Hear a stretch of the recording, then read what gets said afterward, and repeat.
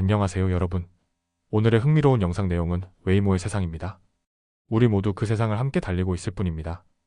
그리고 미국, 중국 기술 억제 계획은 효과 없어에 관한 것입니다. 우선 좋아요 버튼을 누르고 채널 구독 및 알림 설정도 잊지 마세요. 여러분의 관심과 지지가 저희에게 큰 힘이 됩니다. 첫 영상은 월스트리트 저널에서 보도한 미래 기술의 현재, 바로 자율주행, 택시에 관한 이야기를 전해드립니다. 구글이 만든 자율주행차 회사, 웨이모가 지난주 역사적인 이정표를 달성했습니다. 유료 로보택시 승차 횟수 1천만 건을 돌파한 것입니다. 그리고 이 숫자는 단지 시작에 불과하다는 이야기가 나오고 있습니다. 캘리포니아 샌프란시스코, 원래는 언덕을 오르내리는 케이블카로 유명한 도시였지만 요즘 이 도시에선 또 다른 것이 눈에 띕니다. 운전석이 텅 빈 채 조용히 도로를 달리는 흰색 자율주행차들, 바로 웨이모입니다. 기자는 처음으로 이 차량을 탑승하며 기묘하면서도 특별한 경험을 했다고 말합니다. 운전기사가 없는 차량이 언덕을 오르내릴 때의 긴장감, 그럼에도 정지 신호를 정확히 지키며 예의 바르게 운전하는 이 로봇택시의 점차 신뢰가 생겼다고 이야기합니다. 웨이모의 성장은 단순히 차량 수를 늘려서가 아닙니다. 사람들이 이 기술을 받아들이는 방식이 달라지고 있기 때문입니다. 2023년만 해도 주당 유료 승차 수는 1만 건이었지만 2024년에는 5만, 10만, 그리고 지금은 25만 건 이상으로 늘어났습니다. 그리고 2025년의 절반도 지나기 전에 누적 승차 횟수 1천만 건을 넘겼습니다. 현재 속도라면 올해 말엔 2천만 건도 넘을 수 있을 거라고 합니다. 웨이모의 공동 CEO인 테케드라 마와카나는 1년 뒤 이 순간을 돌아보면 우리는 지금이 겨우 시작이었다는 걸 깨닫게 될 것이라고 말합니다. 웨이모는 현재 미국 몇몇 대도시, 샌프란시스코, 피닉스, 로스앤젤레스 등에서 운영 중이며 최근에는 오스틴과 애틀랜타까지 진출했습니다. 앞으로는 마이애미, 워싱턴 DC, 심지어 도쿄에서도 데이터를 수집 중입니다. 그야말로 세계로 확장되고 있는 중입니다. 물론 경쟁도 치열합니다. 테슬라도 곧 오스틴에서 자체 자율주행 공유 서비스를 선보일 예정입니다. 일론 머스크는 웨이모는 너무 비싸다고 비판하며 보다 저렴한 전략으로 시장을 장악하겠다고 선언했죠. 웨이모는 초정밀 지도, 센서, 인간 피드백까지 종합한 복합 시스템을 사용해 단가가 높습니다. 반면 테슬라는 카메라와 AI 기반 시스템에 더 집중하고 있죠. 하지만 웨이모의 강점은 이미 검증된 안정성과 축적된 데이터에 있습니다. 이 회사는 무려 5천만 마일 이상의 자율주행 운행을 안전하게 수행해왔습니다. 참고로 이는 미국을 약 2만 번 횡단하는 거리입니다. 웨이모는 이 수치를 내세워 우리가 해냈다고 자부합니다.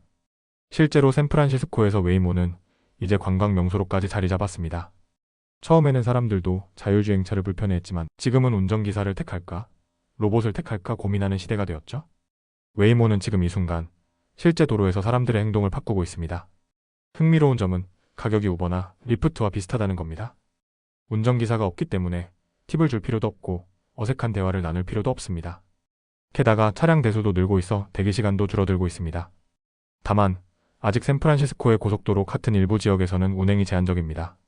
공항까지 가는 서비스도 아직 공식적으로 시작되진 않았지만 지도 작업은 이미 완료된 상태입니다. 시민들은 왜 공항엔 웨이모가 없지? 라며 불편함을 호소할 정도입니다. 웨이모의 시작은 2005년 스탠포드 대학의 다르파 무인차 경진대회에서 시작됐습니다.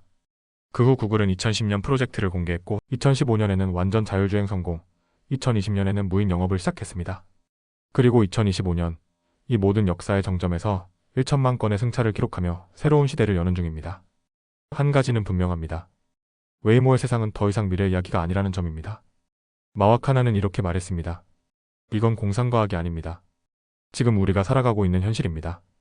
오늘 여러분과 함께한 이야기는 월스트리트 저널의 보도를 바탕으로 구성되었습니다. 아직 웨이모를 직접 경험해보진 못하셨더라도 언젠가는 여러분도 이 세상의 일원이 될 가능성이 높습니다. 왜냐하면 웨이모의 세상은 점점 더 커지고 있고 우리는 그 속에서 함께 달리고 있기 때문입니다. 다음 영상은 미국과 중국 간 기술 경쟁의 현주소에 대해 깊이 있는 이야기를 나눠보겠습니다. 이 내용은 미국의 경제 전문지 월스트리트 저널의 최근 보도를 바탕으로 구성한 것입니다. 현재 미국 정부는 인공지능, 반도체, 에너지, 자율주행차, 드론, 전기차 등 거의 모든 분야에서 중국의 기술 성장을 억제하기 위해 전방위적인 전략을 펼치고 있습니다.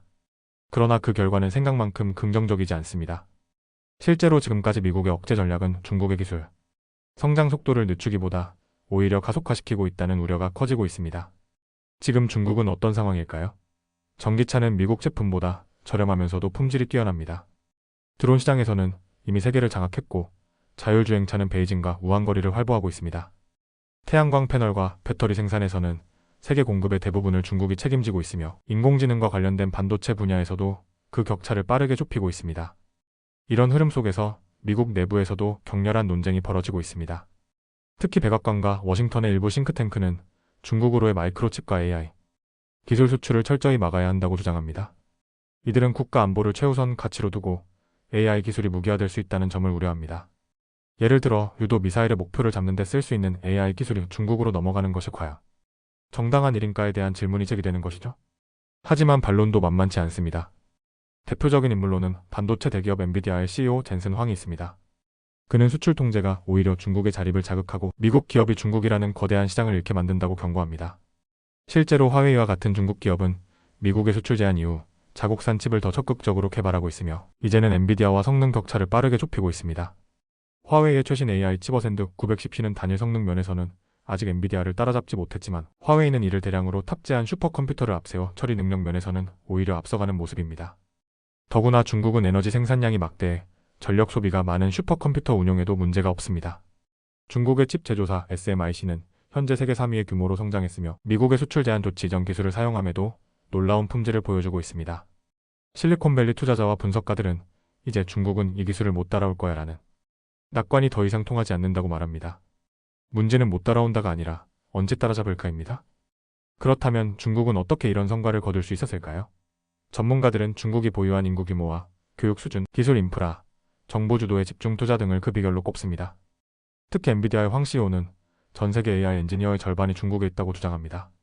실제로 엔비디아는 최근 상하이에 새로운 연구소를 열어 미국 의회의 비판을 받기도 했습니다. 중국의 내수 시장 또한 큰 장점입니다. 미국처럼 해외 시장을 겨냥해 제품을 만들기 전에 이미 자국 내에서 충분히 소비하고 실험할 수 있는 기반이 존재한다는 것이죠. 또한 중국은 매년 생산 능력을 키우고 있으며 반도체부터 화물선까지 거의 모든 산업에 걸쳐 자급자족을 추구하고 있습니다.